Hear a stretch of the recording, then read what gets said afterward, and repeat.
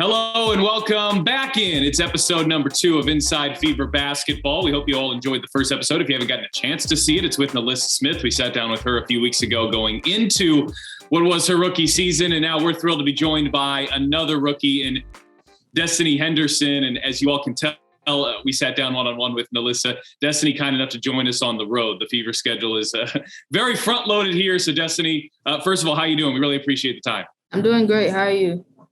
Doing well. Hey, I want to start with your journey, and I kind of want to start from the beginning, which I believe begins in Fort Myers, Florida. Am I correct? Can you explain to me how basketball and you kind of became to be and how things got started with you from a basketball perspective?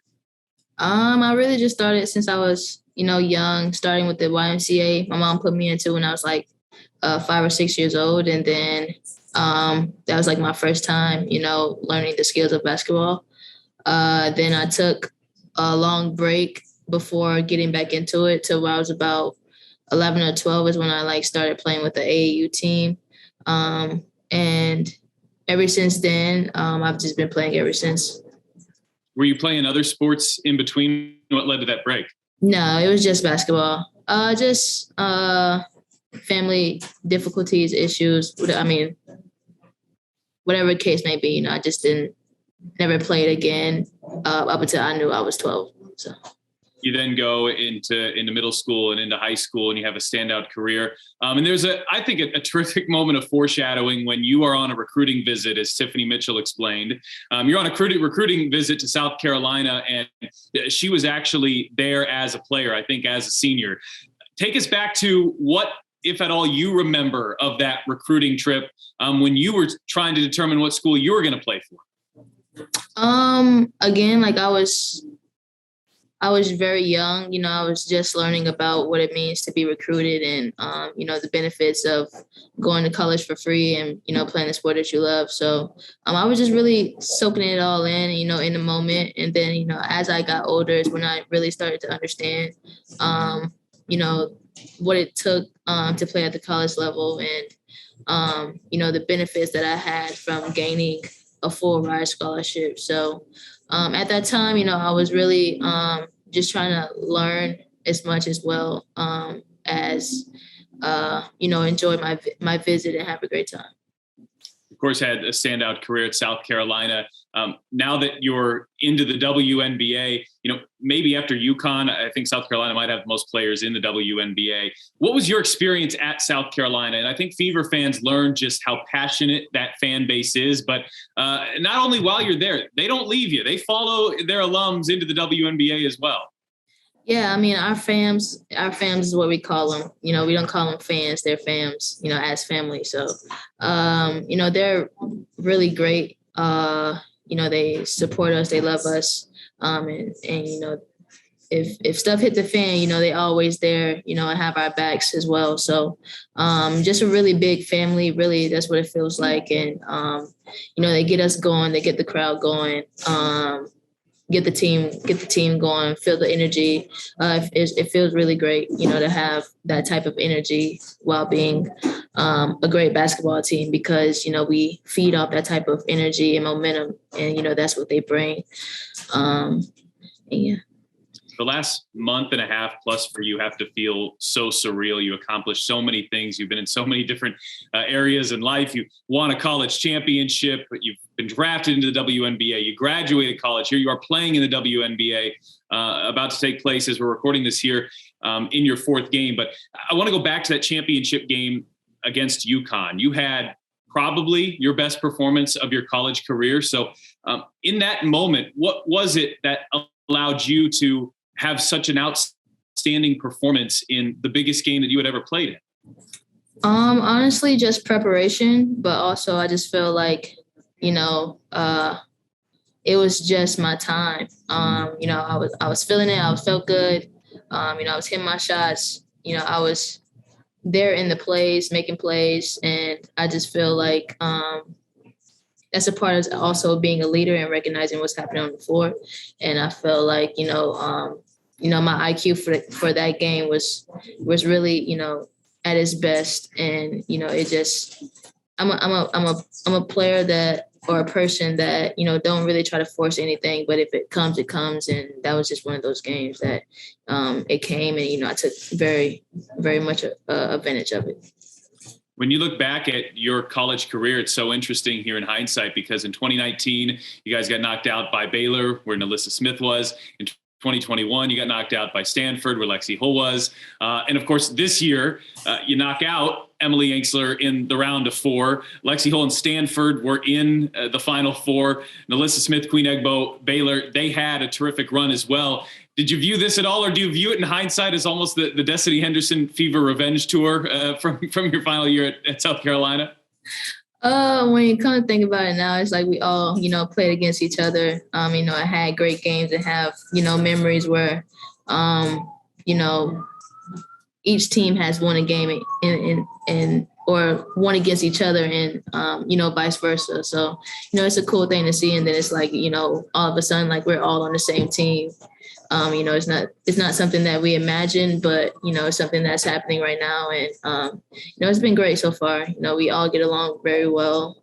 We all love, the game of basketball, and we just got to keep that energy up, and, to continue to learn each other and build that type of chemistry. Yeah, I wanted to ask about that, because you are playing with a massive rookie class. You're one of 5 rookies. That just rarely happens in the WNBA, but all of these rookies, it's like an all-star game of those seniors in college a year ago. Is that kind of how it feels like for you? All of these players, you know all of them. They're on top teams like you are in NCAA, and now you're playing together on the same team in the WNBA. Yeah, it kind of refers to like a all-star rookie team, I guess. We all kind of play with the same type of style, all have the same type of grit and energy, and coming from out of that collegiate level, that quick pace, being young and having that flair to the game. So, we're just trying to gel all of that all together, so it can be a beautiful thing and, mesh with the team very well. I want to go back to draft night, highs and lows on a night like this. I'm sure for you, you're one of 12 players to be selected, a really exclusive group to get to go to New York. How challenging was it as you are watching the draft unfold and you're expecting to go? I don't know if you were looking at mocks. I was looking at mocks. I mean, anywhere from like 6 to 12 to maybe 14 is where you were projected to go seemingly. And I imagine that was pretty challenging to go through, watching the draft unfold and not seeing your name called where you had hoped, where you had expected to be. How challenging was that for you?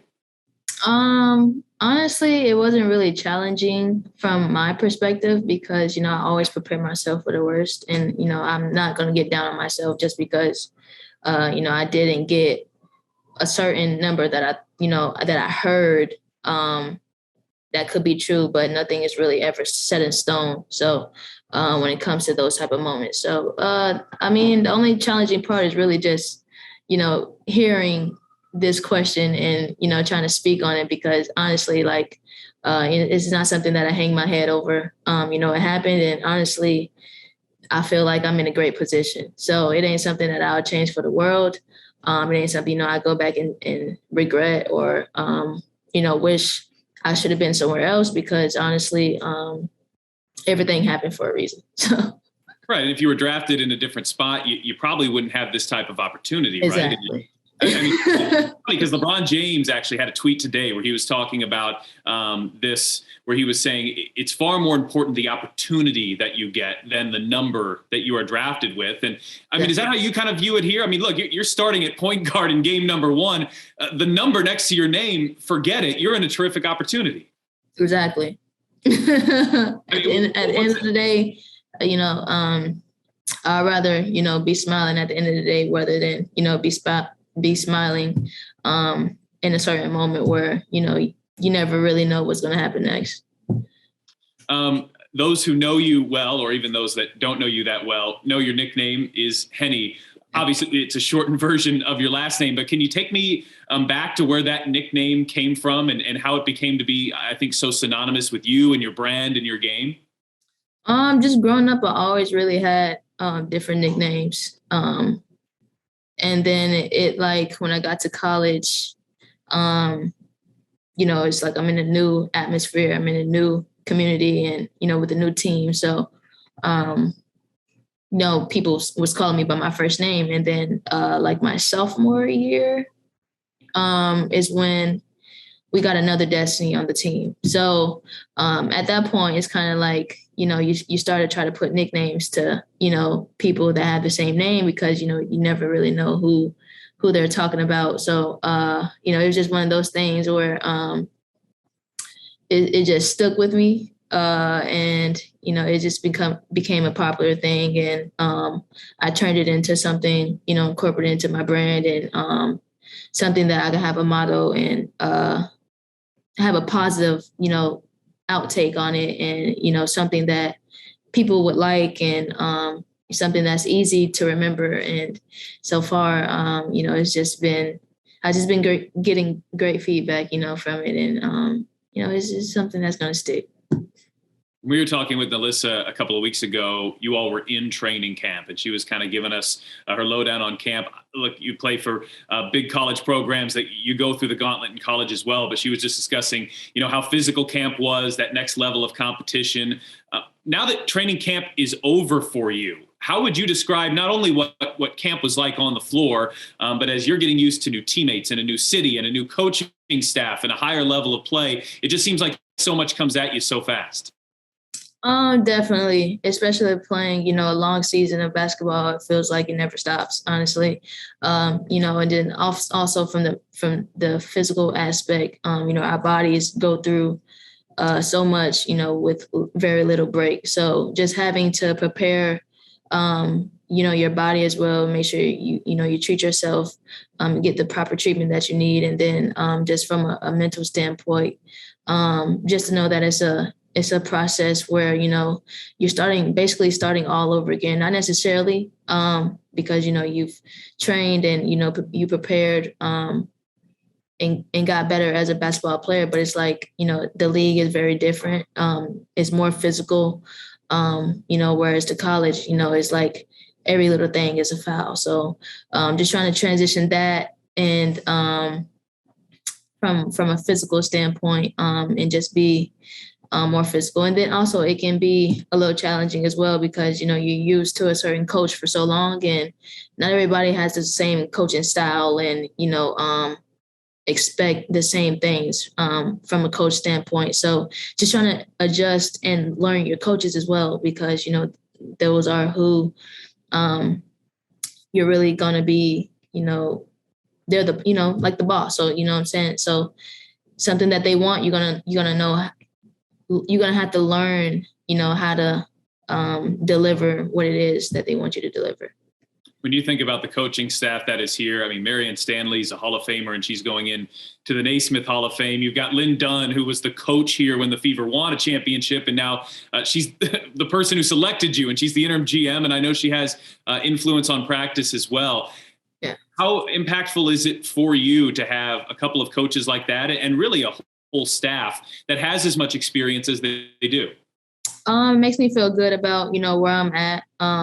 And, being a part of this organization, just to be surrounded by another great, coaching staff. It makes me feel more confident in myself and more eager to, learn from them as well. And just trying to become a better basketball player. When you look around the WNBA, the average team has one, maybe two rookies. And as we discussed earlier, I think people at this point, well, no, you guys have five. Half of the roster for the first three games were rookies. What's that experience like, though, from an off-the-court perspective? Does it help you kind of adjust, assimilate to a new situation? And maybe even something as simple as the rookie duties, right? Like you get to split them up a little bit more than me. Yeah.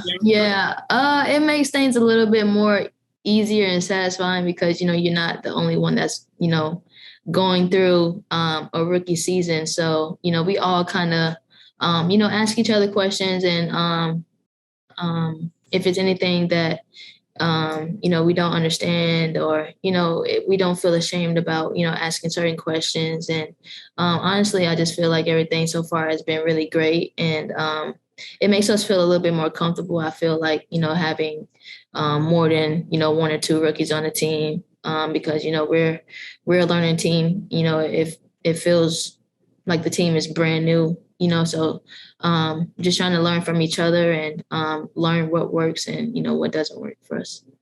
The biggest spotlight that you ever played in was, I know, in that national championship game, and you thrived in that moment. The first game of your WNBA career, though, that had to be, I don't know, the spotlight is not quite as big of a national championship game, but in a lot of ways, this is, I assume, a dream fulfilled and also kind of had to be a surreal moment. Can you take me back to Washington and what it was like, not only playing in your first WNBA game, but taking the floor right away in that first WNBA game? Yeah, I mean, it was a great opportunity. It's just something that I just, reflect on, and I'm just blessed to be in this position. And the coaching staff gave me the opportunity, and, I couldn't thank them more than enough, for this opportunity. And I'm just going to, continue to thrive and continue to, work hard and, do whatever it takes, for my team to play at its best and, perform at our best as well. And, to win more basketball games. And I'm sure that's, why they picked me to come here. So, as well as the other rookies. So, they all are very patient with us, knowing that, we're all five of us rookies are, young and, we have so much still to learn. But I feel like so far it's just been good in an aspect of, like, we lost 2 games, but it's like us being so young, we wasn't so far off. And it's just like little things that we have to tweak and little things that we have to get better at. And I feel like, and, as we continue to work hard and continue to, learn the things that not working for us and, fix those things, I feel like we're going to be a very dominant team, and it's going to shock the world for sure. One thing that Marianne Stanley noted before that opener, really the first few games have been like this, just kind of the baptism by fire. I mean, you go up against Washington and they've got that backcourt of Cloud and they've got Atkins and they've got Elena Deladon. I mean, Team USA players. I know you've been involved in Team USA as well, but gold medal winning athletes, the Nneka Agumake, the Agumake sisters. I mean, you have faced so many stars in just the early portion of your WNBA career. What goes through your head when you take the floor here for the first few times and, staring back at you is somebody like Ariel Atkins, who's won a gold medal? What goes through your head when you experience that? Honestly, nothing really. In that moment, nothing really goes in my head. It's just another game. But, it's times where I do reflect and be like, dang, like I'm officially, playing against a great player. But it's like in that moment, it's like, we're great players too at the end of the day. And, we're here to try to get the job done. And, you just can't really, get so high with the highs and low with the lows. So you just got to maintain and stay cool, stay collected, and, stick with your team and stick with the game plan. So for me, I really don't try to think as much, but when I do, I catch myself and it just be like, wow. The fact that you don't really look at another player like that and you aren't necessarily in awe, like, do you think, is that your confidence? Is that kind of the poise that's allowed you to get to this point that you view everybody as somebody that's an opponent and just an opponent you're trying to beat no matter who it is? Yes, for sure. Game number 2, that was a special night, but game number 2 was really maybe a bit of a coming out party for you from a WNBA perspective. You had 19 points at the time, the most points that any rookie had scored in a game. That, of course, was back here in Indianapolis at Gainbridge Fieldhouse. What was working for you that day, and just to experience that much success right away? It had to be fulfilling, confidence boosting. For sure. I feel like I was definitely confident, seeing the ball go into the hole and also shooting the ball as well. I feel like I'm a great three-point shooter. And when I have the opportunity to shoot it, I should continue to take that chance and, trust in my shot. So I feel like that game is, what I was doing. I think I probably hit 3 threes that game, if I'm not mistaken. 2 or 3. But whichever it was, just a confidence thing. And when I see the ball go into the hole, it builds more confidence on top of that. So, yeah. Do you view these first few games? Do you feel like you're trying to prove something, or is that really not part of your motivation? That's not really part of my motivation at all. I don't really think that deep in it. I just, let my game speak for itself. And if it happens to fit that shoe of someone's, I guess, people put their own label to it. But me personally, I'm not really here to really prove anything, to any coach or to any organization. Again, I'm happy to be, at the Indiana Fever and, to be a part of a great organization who trusted in me. And, that's the only proving that I have is to go out and, show my love for the game, the passion that I have behind it and to win basketball games and, to make history. That Sunday as a whole was a special day for a couple of reasons. You had the 19 points, but also it was graduation. You were graduating and obviously you couldn't be there. Don Staley sent out that tweet saying, look, it's graduation and Destiny's a part of this, but you can't be here because she's living out her dream. What did that tweet mean to you? And just kind of putting a day like that into perspective, you graduate on the same day that, you have a 19-point second game of your WNBA career. I mean, that's like a few years worth of events for a lot of athletes. That message really just made me, take a step back and just realize what's been happening for me because, again, like everything has been, literally one thing after the next. And, that was just something else that just added on to the list, from, winning a national championship, transitioning into training camp. Well, the draft, then the training camp, and then, officially making the team, preparing, to play other WNBA, teams and graduation. And, even we had a parade for winning the national championship. And unfortunately, I wasn't even able to go to that. So it's just a lot of things that's been, accumulating one right after the other. And to see that type of message, made me feel good about myself because it's something that I've prepared myself for. And it's like I'm, living in the moment and regarding of, me having to miss, graduation and miss the parade and, miss certain moments that I prepared myself, to make. It didn't really plan out that way. But at the end of the day, it's something that I signed up for. And is those things where, you make sacrifices for, other things that you want in life. And it just felt really good to, see that tweet and, know that there's other people, even though that you're not there, they're still supporting you, regardless of, what's happening around you.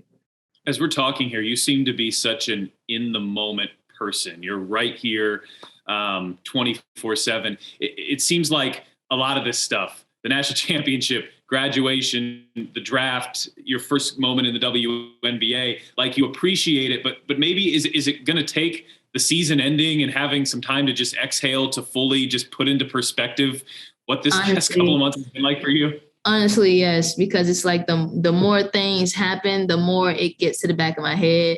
So it's like I got to have a little bit of downtime to, really just focus on what's been happening because everything has been happening, pretty quickly and it's been a fast transition. But, it's not like I'm unaware of what's been happening. But it's just something that I just have to continue, to keep pushing and keep working, to get to that next step in life. Speaking of keep pushing, your style on the floor, I think one thing that's really stood out to me is whether it's a missed basket, whether it's a turnover, whether the other team made the shot, like you're one of the first people down the floor with the ball almost every single time. That's obviously a big part of your game, but do you feel like that's kind of helped spark the offense a little bit, that the offense flows better that way? And of course, I know you weren't here last year, but one thing that Lynn Dunn's been looking for is just improvement across the board. And so far, the offense has definitely been improved from last year. How impactful is your ability to push the pace like that and your style, do you think, on what you're all able to accomplish? The coaches have been, preaching that we could be a great team in transition. And I know that I'm really quick and, I can really use that to my advantage. So, pushing the pace in transition is something that I'm really great at. And I feel like I'm just going to only continue to get better at, as I continue to play, with my teammates and, build that type of chemistry for us to be a great transition team and a team that's going to be hard to stop in transition. So that's my mindset for right now. And I feel like my speed and my ability to be a threat, in transition in the offense is something that is going to be great, very great for our team. Speaking of style, you've clearly got a lot of it. I think you were unanimously voted best dressed on draft night. Has that fashion sense, that passion for fashion, has it always been there, or is that something you've picked up as you've gotten relatively older? It's honestly been there, but obviously it's got better as I got older. I would say, as I got older, it's always been some type of improvement. Yeah, I just feel like I've always had that passion for fashion, I guess, and it just really started with, my family and, where I come from. And, a lot of my family take that type of style very seriously. We always want to look good and, what it is that we do. So it just really transpired since I was a kid. And it really just honestly just, grew and been a priority for me as I got older. Then take me through the selection process of that draft night outfit, because very well that picture is going to be up there for the rest of time. So you've got to nail draft night. I'm sure you had a lot of ideas. How did you settle on the one that you chose? So the thing is that wasn't even, I won't say it wasn't supposed to be, because if it wasn't supposed to be, it would never happen in the first place. But I had a different idea for my draft night fit, and that didn't work out great because it wasn't going to be here on time. So I literally went into my closet, and me being a senior, I know I'm preparing myself again for, because I wear a lot of, sweats, streetwear, and, things that I would wear on a daily basis, but I don't have any business clothes. So I just went on a shopping spree and just bought maybe like 7 suits just to have, and just, they were collecting dust for months in my closet for whenever I needed them. And, I had different colors. Of course, specifically that color, that pop color. And the night before, 2 days before I had to leave for New York, the dude that was making my suit was like, unfortunately, he's going to be here on time. So I was just like, okay, whatever, can't get sad about it.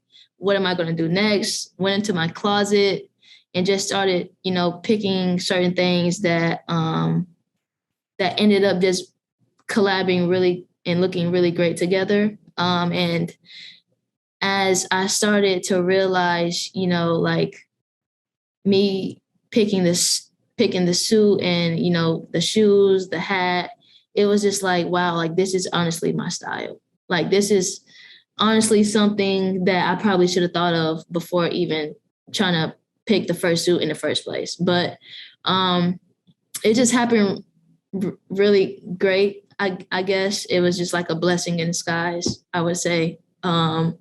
It was just something that really just happened less than 48 hours before having to come to New York, and voila. Just to summarize, just to make sure I have all of this correctly, you had long been planning this draft fit and it didn't come together, and it was no fault of your own. And in the final 48 hours, you put together something that still topped everybody. That's incredible. Yeah. Well, that was a great look. We look forward to seeing those. And as you enter the arena, our digital team does a great job of capturing those looks. And of Of course, if you aren't following the Indiana Fever on social media, that's a great place to see some of these. Also, a couple more here before we let you go, but you've got a clothing brand, a clothing company, Clothing by HP, correct? Yes. So because like winning a national championship and being drafted and graduating and going to the WNBA wasn't enough, you decided to add a little bit of a business venture. Take me through how that came to be. I actually started that back in 2020 when COVID first happened. Is when I started to, get into other things that I love besides just playing basketball, because obviously, basketball stopped for, months. So it was just something for me to start preparing for, to have a plan B or to have something else that I was passionate about for the time being. And, as I started to continue it, I started to learn more about the NIL rule and when it was going to be, a thing for college athletes. And, I wanted to take that gap of time to, get all of my ideas in and see what works for me and what doesn't. So when that rule finally, was released, and we can make benefit off of it financially, I wanted to be at a good point where I felt very comfortable with, doing it on my own. So since then, it just, started to transpire, and I just got, better being, a CEO, with school on top of that, and, being a basketball player. And I guess because me being a senior kind of made it a little bit more easier. And I guess the pandemic kind of made it more easier. It wasn't as, busy for me, I guess. So, I really didn't have classes or didn't have to go to school, like not necessarily go to school because I was on campus, but like I didn't have to really worry about education. So that was a lot of time I can, put into my business, basically. And how is that balance now as a WNBA player? But you're also a CEO. I mean, that's a whole lot to manage at once. Yes. So after me being drafted and whatnot, so I had to make everything on my website out of stock. That way people wasn't able to buy certain products that I had that I needed to ship out to people because I didn't have the time to, obviously. So for I would say a couple weeks, certain things were out of stock just so I can transition into a new atmosphere, a new city in Indiana. And then once I was able to get, all of my business stuff from out of Columbia to where I am now, I was able to restock and, update the website. And now I'm back in business as of today. Today. Wow. So good time. All right. Then plug the site. Where can people purchase all of this? So everybody can purchase, my clothing from www.clothingbyhp.com. If you follow me on Instagram, I have my clothing page as well as the link in my bio. So if you ever need something, hit my bio. The link is in there. My clothing business is on there as well. So it'd be easy to find. All right. Well, I'm going to close this interview the same way that we closed it with Nalissa, and it's almost a fill in the blank for you. My rookie season will be a success if what happens? What's that goal for you? My rookie season would be a success if I continue to be who I am and, don't try to change anything about me necessarily unless, it's very beneficial and I have great people around me. So I know I'm a very level-headed person and, I'm not really easy to influence negatively. So just to continue to be who I am, continue to, be eager to learn from all the great benefits that I have around me. And if I continue to do that, more, great things will happen for me in the future.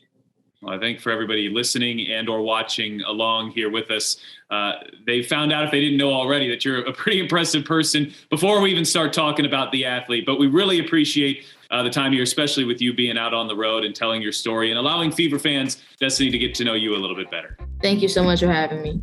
And again, if you're watching this on YouTube, this is available in its podcast format. Just search Inside Fever Basketball wherever you get your podcast. Likewise, if you're listening, go check us out on YouTube. There's a video version as well. Destanni, thanks again. And we'll let you get going. You got a big set of games here coming up. Thank you so much.